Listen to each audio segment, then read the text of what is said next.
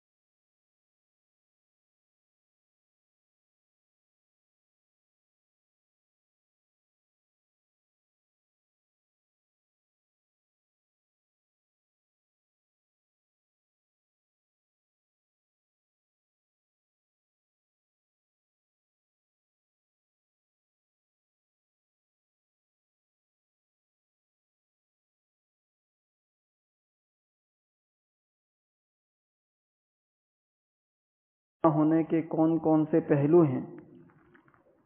اس پر کچھ بات عرض کی جا رہی تھی، اور اس کے بعد یہ عرض کیا گیا تھا کہ اگلی مجلس میں باقاعدہ کسی سورت کی تفسیر کا انشاءاللہ آغاز کیا جائے گا۔ اللہ تعالیٰ کا شکر ہے کہ یہ سلسلہ جاری ہے، اور مہینہ گزر کر پھر ایک مرتبہ ہم لوگ اس مجلس میں اس وقت شریک ہو کر اس سورت کی تفسیر کی ابتدا کر رہے ہیں۔ عرض کیا گیا تھا کہ جس سورت کو اس وقت تفسیر کے لیے چوز کیا گیا ہے وہ سورہ فاتحہ ہے، اور اس کی وجہ یہ بیان کی گئی تھی کہ پورے قرآن کریم کا خلاصہ اللہ تبارک و تعالیٰ نے سورہ فاتحہ میں بیان کر دیا ہے، اور پورے قرآن کریم کا حاصل اور خلاصہ پورا دن بندے کی نگاہوں کے سامنے رہے، اس غرض سے بندوں پر یہ بات لازم کر دی گئی ہے کہ وہ اپنی نمازوں کے اندر سورہ فاتحہ کی تلاوت کریں۔ نبی اکرم صلی اللہ علیہ وسلم نے ارشاد فرمایا کہ لا صلاۃ الا بفاتحۃ الکتاب، کہ سورہ فاتحہ کے بغیر نماز نہیں ہوتی، یعنی جو شخص امام کے پیچھے نماز پڑھ رہا ہے تو جب تک امام صاحب سورہ فاتحہ نہیں پڑھیں گے مقتدیوں کی نماز نہیں ہوگی، اور جو آدمی تنہا نماز پڑھ رہا ہے تو وہ خود جب تک سورہ فاتحہ نہیں پڑھے گا تب تک اس کی نماز نہیں ہوگی، ورنہ امام کے پیچھے مقتدیوں کو سورہ فاتحہ پڑھنے کی اجازت نہیں ہوتی۔ قرآن کریم کہتا ہے کہ اذا قرئ القرآن فاستمعوا له وانصتوا لعلکم ترحمون، کہ جب قرآن پڑھا جائے تو تم اس کو سنو اور خاموش رہو۔ عبداللہ ابن عباس رضی اللہ تعالیٰ عنہما سے روایت ہے کہ یہ آیت کریمہ نماز کے بارے میں نازل ہوئی ہے، یعنی نماز میں جب امام صاحب قرات کرتے ہیں تو اس وقت تم خاموش رہو۔ تو خیر، سورہ فاتحہ کو نماز کا حصہ بنا دیا گیا، یہاں تک کہ جب ہم تنہا نماز پڑھتے ہیں، اگر فرض نماز پڑھتے ہیں تو تیسری چوتھی رکعت میں کوئی دوسری سورت نہیں ملاتے، لیکن سورہ فاتحہ کے بارے میں یہ تاکید کی گئی ہے کہ تیسری چوتھی رکعت میں سورہ فاتحہ ضرور پڑھی جائے گی۔ تو اللہ تعالیٰ چاہتے ہیں کہ قرآن کریم کا یہ جو خلاصہ ہے وہ خلاصہ ہر وقت بندے کے سامنے رہے، اس کے ذہن میں رہے، تو اسی لیے اس سورت کو منتخب کیا گیا ہے کہ آخر اس سورت کے اندر اللہ تبارک و تعالیٰ نے وہ کیا کچھ بیان فرمایا ہے جس کی بنا پر اسے اہتمام سے ہر رکعت کے اندر پڑھایا جاتا ہے، اور یہ وہ سورت ہے جس کا ایک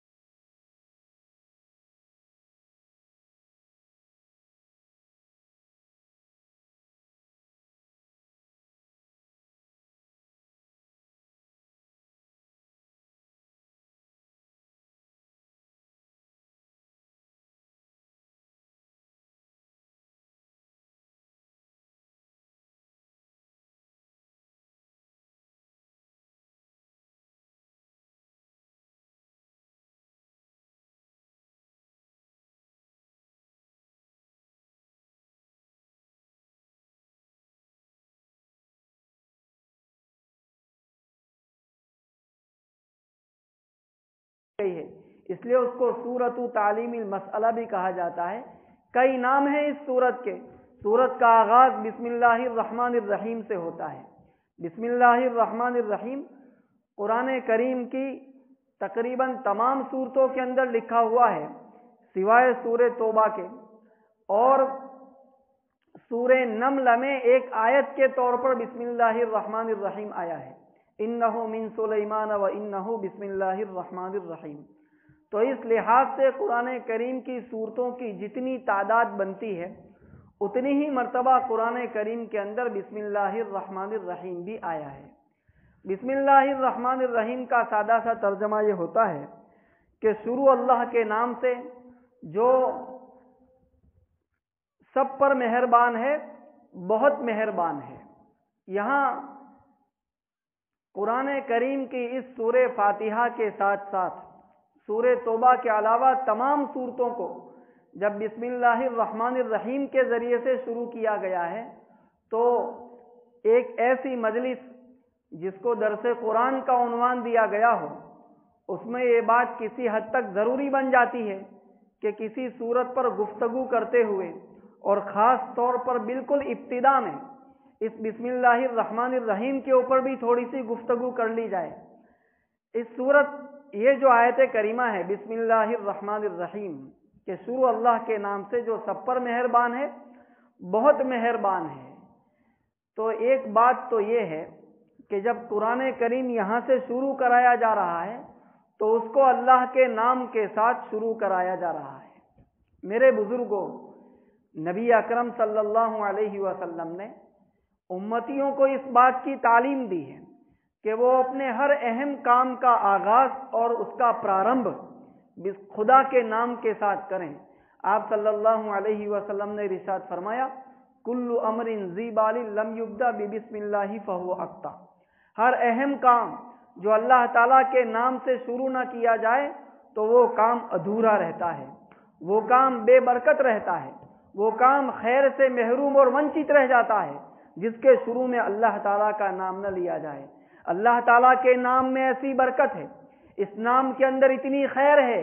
कि वो नाम जिस काम के शुरू में ले लिया जाए वो काम बरकतों से पुर हो जाता है। और हकीकत यह है कि यही नाम इस पूरी कायनात की जान है और इसी नाम से इस कायनात की रौनक वाबस्ता है। सूफी अब्दुल रब साहब बड़े शायर गुजरे हैं, ए खुदा तेरी महक फैली है गुलजारों में, ए खुदा नूर चमकता है तेरा तारों में, खुश्क सहरा में तेरे नाम की खामोशी है और रौनक है तेरे काम की बाजारों में। दूध पीते बच्चे भी नहीं है खामोश, ए खुदा जिक्र होता है तेरा गहवारों में। तो इस पूरी कायनात की जितनी सरगर्मियां हैं वो अल्लाह तबारक व तआला के पाकीज़ा नाम के साथ वाबस्ता है। इसी नाम से, इसी के दम कदम से यहाँ की बरकतें हैं, यहाँ की रौनकें हैं। इस हस्ती की रौनक इसी नाम से वाबस्ता है। तो नबी अकरम सल्लल्लाहु अलैहि वसल्लम ने फरमाया कि जिस काम के शुरू में अल्लाह ताला का नाम न लिया जाए वो काम बेबरकत हो जाता है। तो जब आम जायज कामों के शुरू में अल्लाह ताला का नाम लेने का हुक्म दिया गया तो ये कैसे हो सकता था कि आदमी अपने जबान पर खुदा के पाक कलाम को जारी करने जा रहा है और ये पाक कलाम अल्लाह ताला के नाम के बगैर शुरू कर दिया जाए। इसलिए सूरह तौबा के अलावा तमाम सूरतों के शुरू में बिस्मिल्लाहिर्रहमानिर्रहीम लिख दिया गया और उसी के साथ सूरत का आगाज करने की ताकीद की गई है। अब यहां पर यह बात कि हर काम को और खुसूसन कुरान करीम को बिस्मिल्लाहिर्रहमानिर्रहीम के जरिए से शुरू करने या कराने में क्या पैगाम पाया जाता है, उसमें एक बात तो यह है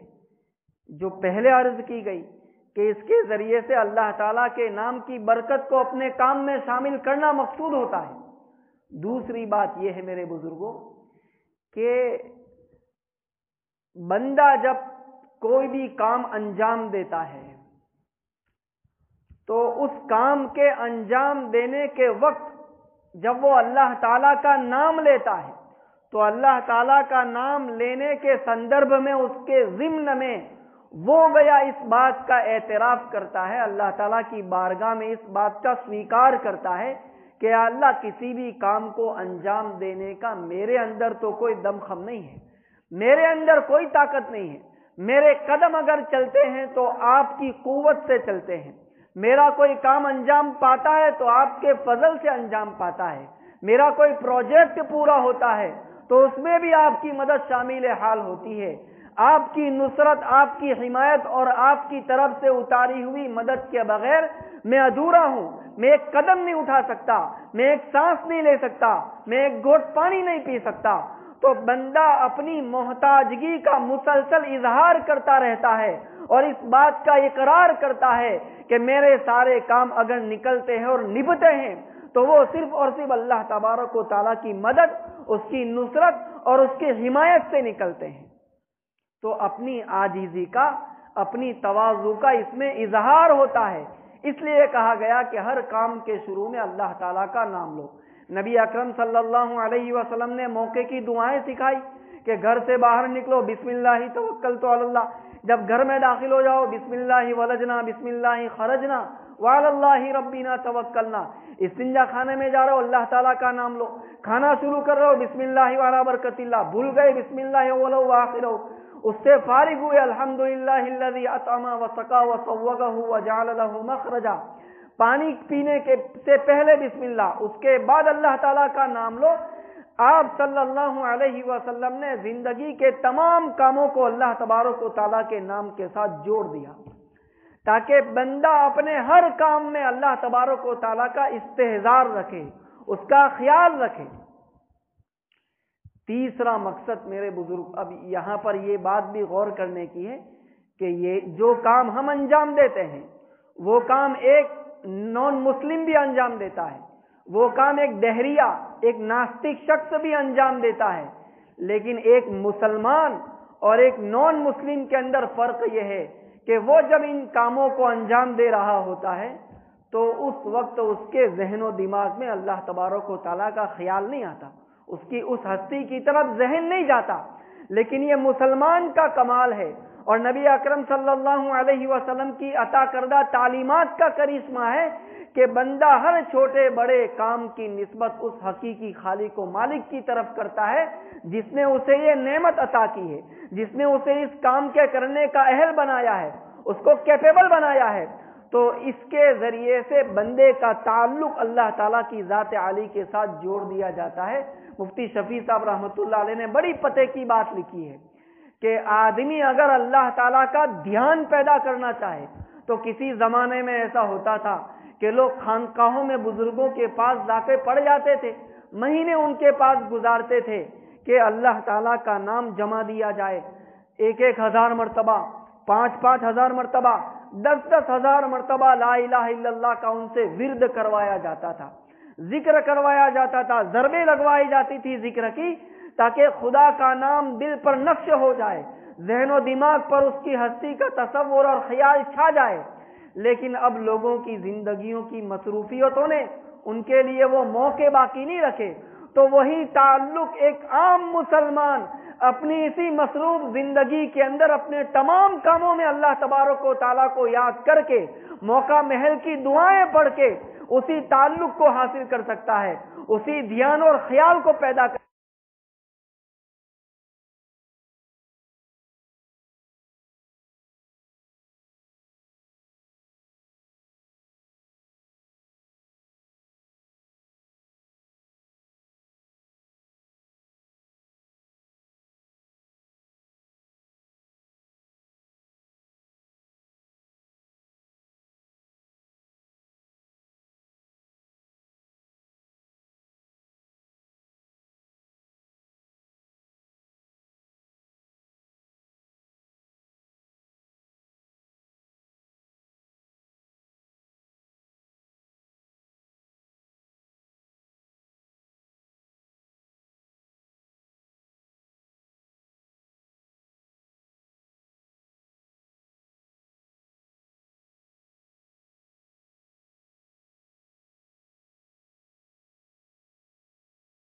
عبادہ، دعا عبادت کا مغز ہے، خلاصہ ہے، کریم ہے۔ جب ہر چھوٹے بڑے کام میں اس ہستی کو پکارو گے تو اس ذات عالی کے ساتھ وابستگی ہو جائے گی اور عبادت کے تقاضے پورے ہوتے چلے جائیں گے۔ تیسرا مقصد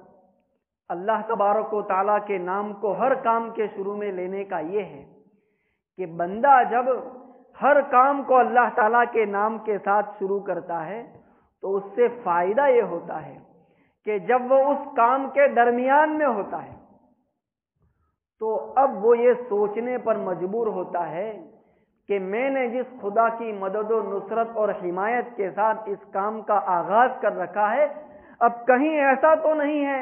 کہ دوران کام میں اسی اللہ تعالیٰ کی نافرمانی کرنے لگوں جس کی مدد اور نصرت اور جس کے نام کی برکت حاصل کرتے ہوئے میں نے یہ کام شروع کیا ہے۔ ٹیک فار ایگزامپل، ایک آدمی چشمے پہن رہا ہے،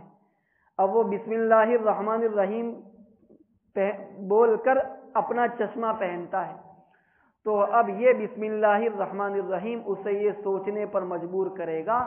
کہ جس خدا کے نام کے ساتھ میں نے یہ چشمہ پہنا ہے اس خدا نے غیر محرم پر نظر ڈالنے سے مجھے منع کر رکھا ہے۔ تو کہیں ایسا تو نہیں ہے کہ اب خدا کی اسی نعمت کو میں اس کی نافرمانی میں استعمال کروں۔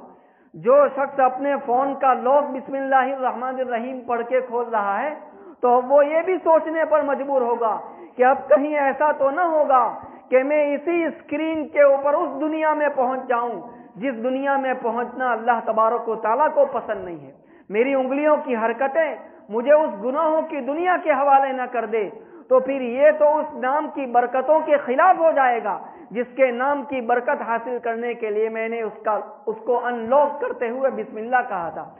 یوں آدمی اپنے گھر سے نکلتا ہے، بسم اللہ توکلت علی اللہ لا حول ولا قوت الا باللہ پڑھتا ہے کہ میں تو خدا کے توکل کی چھاؤں میں اپنے گھر سے سفر کا آغاز کرتا ہوں، اب کہیں ایسا نہ ہو کہ باہر نکلنے کے بعد میری نگاہیں بھٹکتی رہیں اور میں اللہ تعالیٰ کی نافرمانی کا شکار ہو جاؤں۔ تو یہ بسم اللہ کیا ہے؟ خدا کے نام کے ساتھ کام کا آغاز کرنا کیا ہے؟ وہ انسان کو ایک سرکشا کوچ پردان کرتا ہے، وہ اسے ایک پروٹیکشن وال فراہم کرتا ہے جس کی خیال میں، جس کے چھاؤں میں آنے کے بعد آدمی گناہوں کے حوالے اپنے آپ کو کرنے سے باز رہتا ہے۔ یہ تو عام کاموں کے اندر بسم اللہ الرحمن الرحیم پڑھنے یا خدا تعالیٰ کا نام لینے کی بات ہو گئی۔ اب اس گفتگو کو ہم اس خاص سرکل میں اگر لے آئیں کہ یہاں پر قرآن کریم کے شروع میں بھی بسم اللہ الرحمن الرحیم پڑھایا جا رہا ہے، تو اس کی ایک وجہ تو یہ ہے کہ قرآن کریم کی جو سب سے پہلی آیت ہے اس میں اللہ تبارک و تعالیٰ یہ فرماتے ہیں کہ اقرأ بسم ربک الذی خلق، پڑھو اس رب کے نام سے جس نے پیدا کیا ہے۔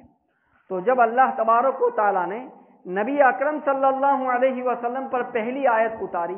اور اس آیت کے اندر یہ حکم دیا گیا کہ اس قرآن کریم کو اس رب کے نام کے ساتھ پڑھو جس نے پیدا کیا ہے، تو بندہ اسی حکم کی پیروی کرتے ہوئے جب قرآن کریم شروع کرتا ہے تو کہتا ہے کہ بسم اللہ الرحمن الرحیم۔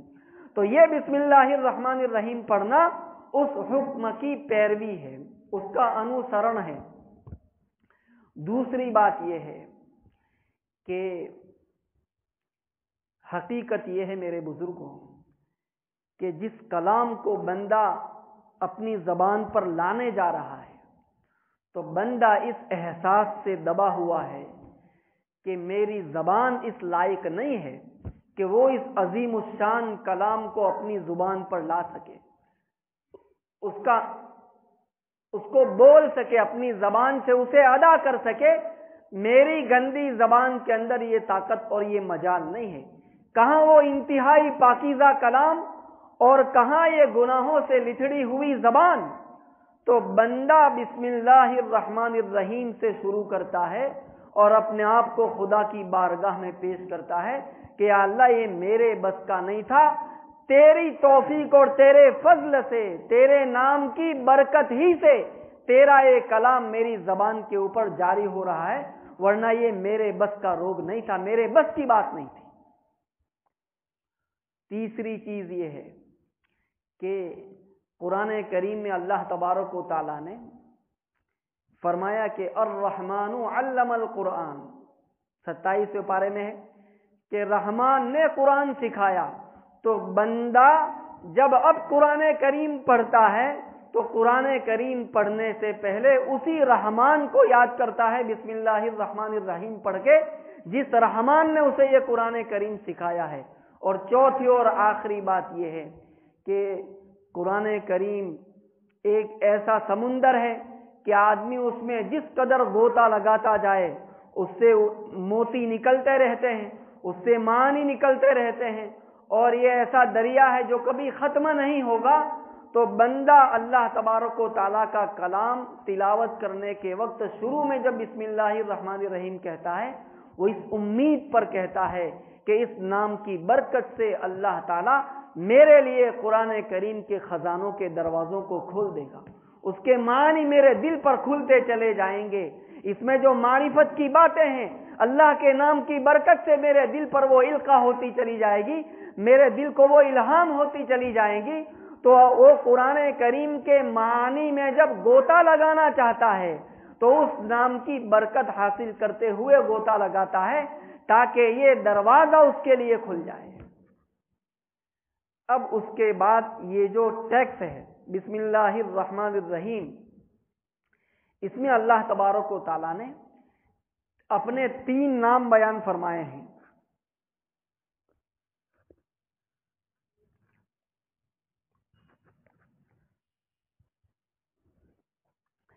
ایک نام اللہ ہے، دوسرا رحمان ہے، اور تیسرا نام رحیم ہے۔ اللہ تعالیٰ کے بہت سارے نام ہیں۔ ترمذی شریف کی روایت میں ہے کہ ان للہ 99 اسما، کہ اللہ تعالیٰ کے 99 نام ہیں۔ فادعوہ بہا، تو اللہ تعالیٰ کو ان ناموں سے پکارو۔ لیکن یہاں پر اور دوسری جگہ قرآن کریم میں بھی ہے کہ وَلِلَّهِ الْأَسْمَاءُ الْحُسْنَى، کہ اللہ تعالیٰ کے بہت اچھے اچھے نام ہیں، جس نام سے بھی پکارنا چاہو پکار سکتے ہو۔ لیکن یہاں پر قرآن کریم کے آغاز میں شروع کرتے وقت اللہ تعالیٰ کے اسپیشل یہ 3 نام چوز کیے گئے ہیں، ایک اللہ، دوسرا رحمان اور تیسرا رحیم۔ اللہ یہ اللہ تبارک و تعالیٰ کا ذاتی نام ہے، ایک ہوتا ہے آدمی کا ذاتی نام اور دوسرا ہوتا ہے گنواچک نام، جس کے ذریعے سے اس کی کسی خوبی کا اظہار ہوتا ہے۔ تو اللہ جو ہے وہ اللہ تبارک و تعالیٰ کا ذاتی نام ہے، اور ایسا نام ہے جو اللہ ہی کے ساتھ خاص ہے۔ یہ نام کسی مخلوق کے بارے میں، یہاں تک کہ برادران وطن یا دوسرے لوگ اگر اپنے دیوی دیوتاؤں کو پکارتے ہیں تو ان کے لیے بھی اس نام کا استعمال نہیں کیا جا سکتا، اور نہ کسی کی ہمت و جرت ہوئی۔ اس کو اللہ تعالیٰ قرآن میں کہتا ہے کہ هل تعلم له سمیا، کیا تو اللہ تعالیٰ کا کوئی ہم نام دیکھتا ہے؟ یعنی اس دنیا کے اندر جتنے مورتی پوجک ہیں، خدا کے علاوہ اور کسی کو ماننے والے ہیں، ان کی کبھی یہ ہمت نہ ہو سکے گی کہ وہ اپنی پوجیہ ہستی کا نام اللہ رکھیں، یہ ان کو کبھی جرت و ہمت نہ ہو سکے گی۔ اس کو معجزہ کہہ سکتے ہیں کہ یہ چیلنج اب تک باقی ہے۔ الگ الگ طرح کے دیوی دیوتاؤں کے نام رکھے جاتے ہیں، لیکن اللہ یہ کسی غیر اللہ کا نام آج تک نہ کسی نے رکھا، اور قرآن کریم کے چیلنج کے مطابق قیامت تک رکھا بھی نہیں جا سکتا۔ دوسرا جو نام یہاں ذکر کیا گیا ہے وہ رحمان ہے، اور تیسرا نام رحیم ہے۔ بظاہر رحمان کے معنی بھی رحمت کرنے والا، رحم کرنے والا، اور رحیم کے معنی بھی رحم کرنے والا۔ لیکن میرے بزرگوں، اب چونکہ یہ درس قرآن ہے اور اسی میں اس چیز کو کھولا جا سکتا ہے، ان دونوں کے اندر تھوڑا سا فرق ہے۔ رحمان جو لفظ ہے وہ اللہ تبارک و تعالیٰ کی ذات کے ساتھ خاص ہے، یعنی کسی انسان کا نام رحمان نہیں رکھا جا سکتا، وہ صرف اللہ کو جچتا ہے۔ اور دوسرا جو نام ہے رحیم، تو رحیم کے بارے میں تھوڑی سی وسعت ہے، گنجائش ہے کہ رحیم جس طریقے سے اللہ تعالیٰ کو کہا جا سکتا ہے، بندے کو بھی کہا جا سکتا ہے۔ چنانچہ خود نبی اکرم صلی اللہ علیہ وسلم کے بارے میں کہا گیا لَقَدْ جَاءَكُمْ رَسُولٌ مِّنْ أَنفُسِكُمْ عَزِيزٌ عَلَيْهِ مَا عَنِتُّمْ حَرِيصٌ عَلَيْكُمْ بِالْمُؤْمِنِينَ رَءُوفٌ رَحِيمٌ۔ نبی اکرم صلی اللہ علیہ وسلم کو رحیم قرآن کریم میں کہا گیا، اس لیے کسی انسان کو رحیم تو کہہ سکتے ہیں، رحیم بھائی تو کہہ سکتے ہیں، لیکن صرف رحمان بھائی نہیں کہا جا سکتا، اس کو ہمیشہ عبد الرحمان کہا جائے گا، کیونکہ رحمان ایسا نام ہے جو اللہ تعالیٰ کے نام کے ساتھ خاص ہے اور اللہ تعالیٰ کی ذات کے ساتھ خاص ہے. اور اس میں دوسری بات یہ ہے کہ اللہ کے علاوہ اور اللہ تعالیٰ کے جتنے نام ہیں اس میں سب سے زیادہ عظمت والا اگر کوئی نام ہو سکتا ہے تو وہ نام رحمان ہے، کیونکہ اس نام کو قرآن کریم نے اللہ تعالیٰ کی جگہ پیریللی استعمال کیا ہے. قُلِ ادْعُوا اللَّهَ أَوِ ادْعُوا الرَّحْمَٰنَ، اللہ کو پکارو یا رحمان کو پکارو. تو دوسرے وکلپ کے طور پر یہاں جو نام دیا جا رہا ہے وہ نام رحمان دیا جا رہا ہے. اسی طریقے سے وَإِذَا قِيلَ لَهُمُ اسْجُدُوا لِلرَّحْمَٰنِ، جب ان سے کہا جاتا ہے کہ رحمان کو سجدہ کرو. اور اسی طریقے سے قرآن کریم میں دوسری جگہوں کے اوپر بھی اللہ کے آلٹرنیٹیو کے طور پر اگر کوئی نام لیا گیا ہے تو وہ رحمان کا نام لیا گیا ہے. اس لیے بسم اللہ الرحمن الرحیم میں اللہ تعالیٰ کے فوراً بعد یہ نام ذکر کیا گیا. دوسری بات یہ ہے کہ رحمان ایسی ہستی کو کہا جاتا ہے جس کی رحمت سب کے اوپر عام ہو، یعنی وہ ایسی بارش کی طرح برس رہی ہو انسانوں پر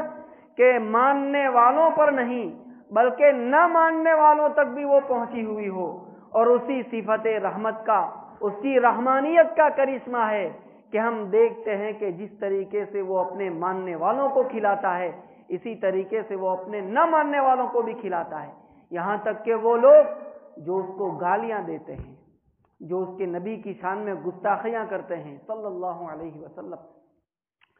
جو اس کو نہیں مانتے، اس کے استتو کا انکار کرتے ہیں، ایتھیسٹ ہیں،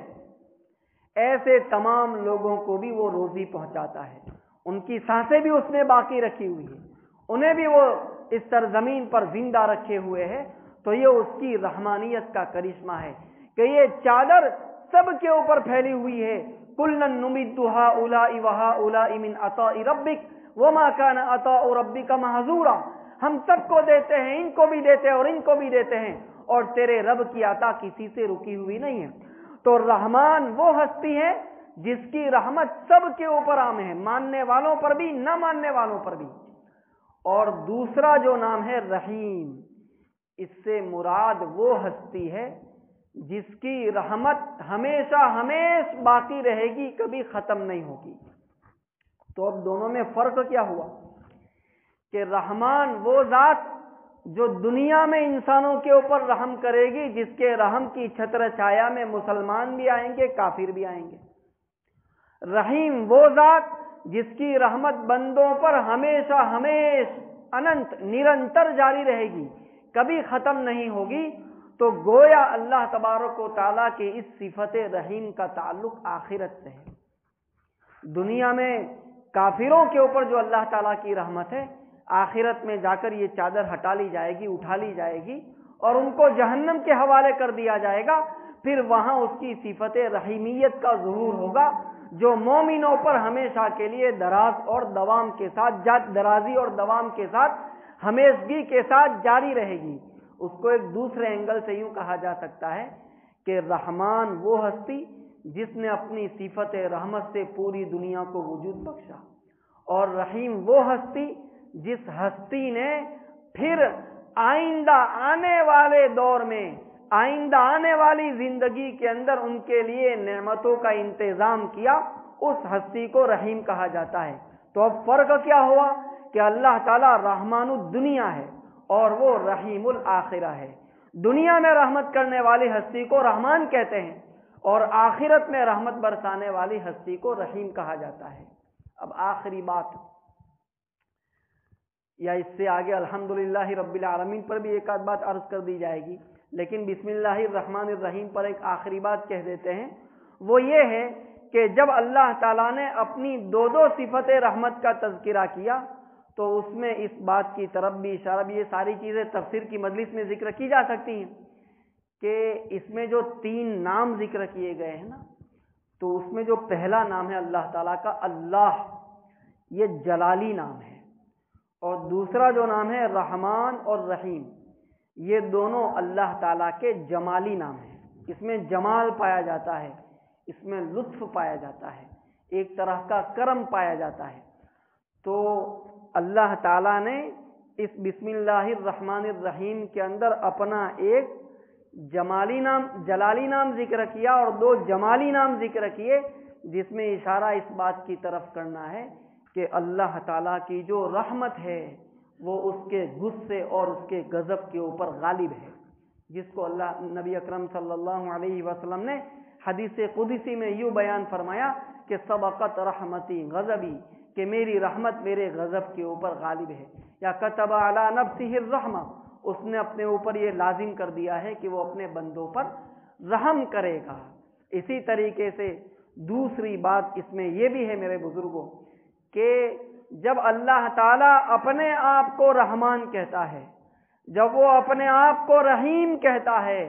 تو اس کو ہم اس حدیث پاک کے ساتھ جوڑ سکتے ہیں جس میں نبی اکرم صلی اللہ علیہ وسلم نے ارشاد فرمایا کہ تخلقوا باخلاق اللہ، کہ تم اللہ تعالیٰ کے اخلاق کے رنگ میں اپنے آپ کو رنگ دو۔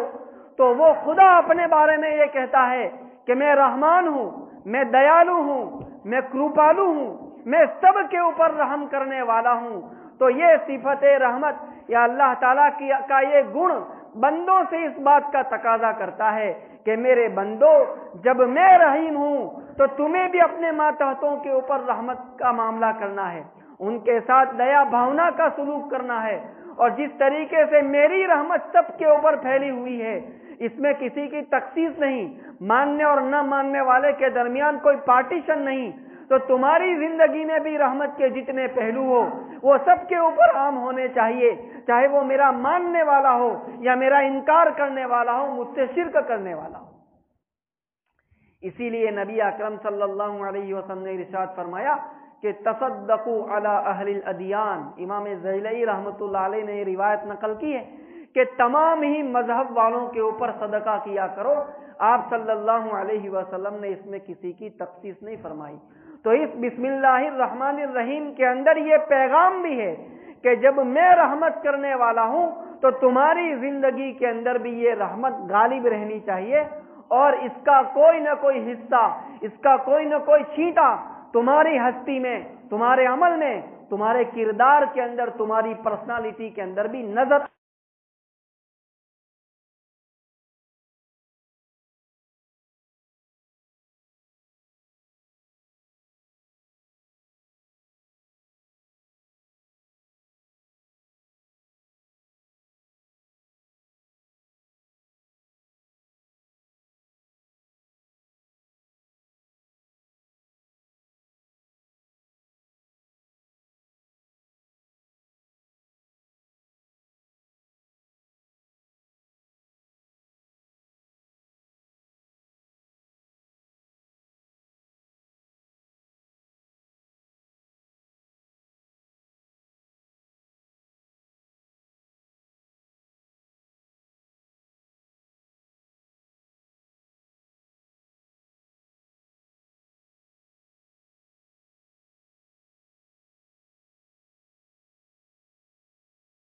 اس میں ایک دوسرا میسج بھی ہے کہ ہم برادران وطن کے جتنے معبود ہیں ان کی تصویریں اگر ہم نے دیکھی ہوں، ان کی مورتیوں کو اگر دیکھا ہو، تو آپ نے دیکھا ہوگا کہ کوئی ترشول لے کے کھڑا ہوتا ہے، کوئی تلوار لے کے کھڑا ہوتا ہے، کسی کے پیچھے شیر کھڑا ہوتا ہے، اور کسی کے ہاتھ کے اندر چکر ہوتا ہے کہ گویا وہ اس کے ذریعے سے سب کا وධ کر دے گا، اور اسی طریقے سے کسی کے ہاتھ میں گدا ہوتی ہے، کسی کے گلے کے اندر سانپ لپٹا ہوا ہوتا ہے۔ اب یہ جو تصویر ہے نا، وہ انسان کو اپنے پیدا کرنے، انسان کا ذہن اس کے پیدا کرنے والے کے بارے میں یہ بناتی ہے کہ میرا جو پیدا کرنے والا ہے، جو پوجی ہستی ہے، وہ تو بڑی کوپائمان ہے، وہ تو بڑی کرودت ہے، وہ تو بڑی غضب والی ہے، خطرناک ہے۔ تو اس کے کرودھ سے بچنے کے لیے اس کی پوجا ارچنا کرو، اس کو یاد کرو۔ تو یہ ایک نیگیٹو کنسیپٹ ہے جو کریٹر کے بارے میں انسان کے اندر پیدا ہوتا ہے۔ تو اب اس کے مقابلے میں جب آدمی اس ماحول کے اندر آتا ہے اور وہ یہ پڑھتا ہے کہ بسم اللہ الرحمن الرحیم، شروع اس اللہ کے نام سے جو سب پر مہربان ہے، بہت مہربان ہے، تو آدمی کے اندر کریٹر کے بارے میں ایک پوزیٹیوٹی پیدا ہوتی ہے. اب جو بندہ اس کی عبادت کرتا ہے تو اس سے ڈر کر نہیں کرتا ہے بلکہ اس کی محبت میں گرفتار ہو کے کرتا ہے. اس رحمان اور رحیم کے اندر ایسا اٹریکشن پایا جاتا ہے کہ بندہ اس کی طرف کھینچتا چلا جاتا ہے کہ ارے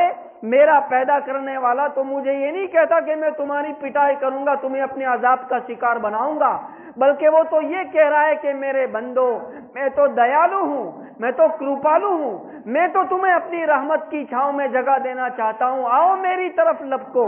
تو بندے کے اندر اپنے پیدا کرنے والے کے بارے میں ایک کشش پیدا ہو جاتی ہے، ایک کھینچاؤ پیدا ہو جاتا ہے. محبت کا بیج اس بسم اللہ الرحمن الرحیم ہی کے ساتھ اس کے دل کے اندر پڑ جاتا ہے. تو اب دیکھیے کہ اسلام نے صرف بسم اللہ الرحمن الرحیم کے ذریعے سے انسان کا جو کنسپٹ خدا کے بارے میں ہو سکتا تھا اس کو کس پوزیٹیوٹی کے ماحول میں پہنچا دیا، اس کو کتنا حکاراتمک اور اس کو کتنا رچناتمک بنا دیا کہ انسان کا اپنے کریٹر کے بارے میں ہونے والا کوئی بھی عمل صرف ڈر اور خوف کے مارے نہ ہو، صرف مجبور ہو کر نہ ہو، بلکہ وہ محبت کے جذبات سے بھرپور ہو کر ہو. اور یہی بات ہے کہ برادران وطن جو ہوتے ہیں وہ زیادہ تر اپنے معبودوں کی جو عبادت کرتے ہیں تو اس کے پیچھے جو بڑا مقصد ہوتا ہے وہ یہ ہوتا ہے کہ وہ چاہتے ہیں کہ ہم اس کو پٹا کے رکھیں کہ بھائی ہمارے یہاں کوئی بیماری نہ آئے، ہمارا بزنس چلتا رہے اور کسی طرح کی کوئی پریشانی نہ آئے. تو ان کا بیسک کنسیپٹ یہی ہوتا ہے. یہاں تک کہ یعنی اس پر ہم شواہد بھی پیش کر سکتے ہیں. ہمارے ایک دوست ہے وہ عملیات کا کام کرتے ہیں، عملیات کی بات آئی تو بسم اللہ الرحمن الرحیم پر ایک بات اور عرض کر دیں گے عملیات کے تعلق سے. تو ان کے پاس کوئی نان مسلم آیا،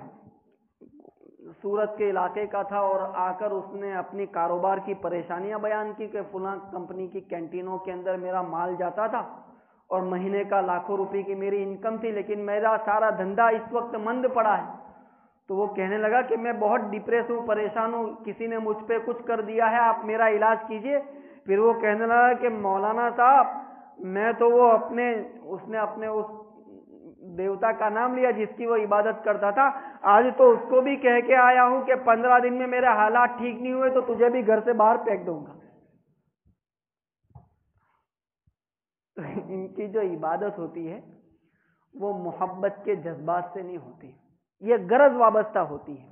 کہ کہیں ہم اس کے کرودھ اور کوپ کے شکار نہ ہو جائیں. اب اس کے مقابلے میں جب ہم بسم اللہ الرحمن الرحیم کو دیکھتے ہیں تو پتہ چلتا ہے کہ آدمی کس ماحول میں آ کر اس خدا کو پکارتا ہے، اس میں کتنی پوزیٹیوٹی ہوتی ہے، اس کی کوئی ذاتی غرض اس سے وابستہ نہیں رہ جاتی. آخری بات یہ ہے کہ اگر میاں بیوی کے اندر جھگڑا ہو جائے اور دونوں کے اندر ٹوٹ پھوٹ ہے اور کوئی ان کے درمیان محبت پیدا کرنا چاہتا ہے تو بسم اللہ الرحمن الرحیم کو 786 مرتبہ پڑھ کے شکر کے اندر دم کر دیا جائے اور پھر اس شکر سے دونوں میاں بیوی کو چائے پلائی جائے، انشاءاللہ دونوں کے درمیان تعلق پھر سے قائم ہو جائے گا اور دونوں کے اندر محبت پیدا ہو جائے گی. آج کی اس گفتگو کو اسی بسم اللہ الرحمن الرحیم تک محدود رکھتے ہیں. اگلی مجلس میں انشاءاللہ اس کی پہلی آیت کریمہ الحمدللہ رب العالمین پر گفتگو ہوگی. سبحان اللہ بحمدہ. بسم اللہ الرحمن الرحیم الحمدللہ رب العالمین اللہم صلی علی سیدنا مولانا محمد وعلی آل سیدنا مولانا محمد مبارک وسلم. ربنا آتنا فی الدنیا حسنۃ وفی الآخرۃ حسنۃ وقنا عذاب النار. یا حی یا قیوم برحمتک نستغیث اصلح لنا شأننا کلہ ولا تکلنا الى انفسنا طرفۃ عین. رب الیک فحببنا وفی نفسی لک رب فذللنا وفی اعین الناس فعظمنا ومن سیئ الاخلاق فجنبنا. اللهم آت نفوسنا تقواها وزكها أنت خير من زكاها أنت وليها ومولاها. اللهم أعنا على ذكرك وشكرك وحسن عبادتك. جزا الله عنا نبينا محمد صلى الله عليه وسلم ما هو أهل. سبحان ربك رب العزة عما يصفون وسلام على المرسلين والحمد لله.